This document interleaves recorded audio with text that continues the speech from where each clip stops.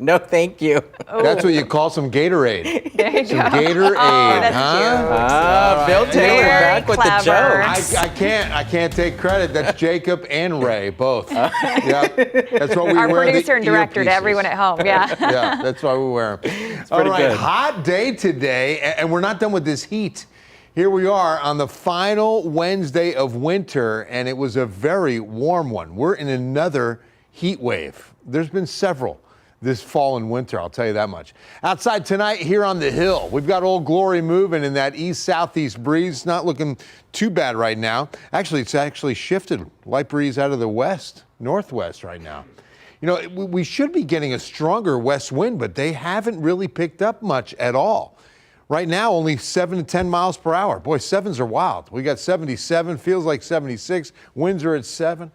But the dew point, nice and low at 26, so this air is dry. It's a really, really nice night outside after a hot afternoon. Something went wrong at Hondo. Not sure what that is, but 93 for us. 95 at Seguin. New Braunfels hits 94. How about some 101s down I-35 this afternoon? 97s down the Rio Grande.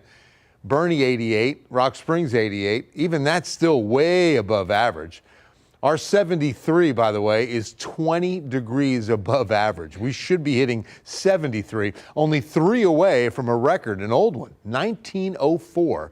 And 96 stays in place another year. All right, so here's the front. Pacific front pushing through, picked up winds out to the west, but the winds have really died down with the front moving through tonight and along the I-35 corridor. So a red flag warning was up until 9 p.m. That's expired. Tomorrow morning doesn't look too breezy at all.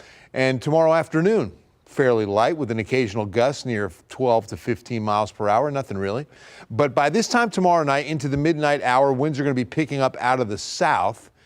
And that's out ahead of the next front that comes in by Friday evening. We should expect a good west wind. 25 to 30 mile per hour gusts will be coming in. And this could be the fire weather threat on Friday afternoon into Saturday, because remember, we're going to stay awfully dry and without much moisture in the atmosphere either. We're definitely going to see a wildfire threat, that if any fire starts, it'll get out of control so quickly because of just how dry we are.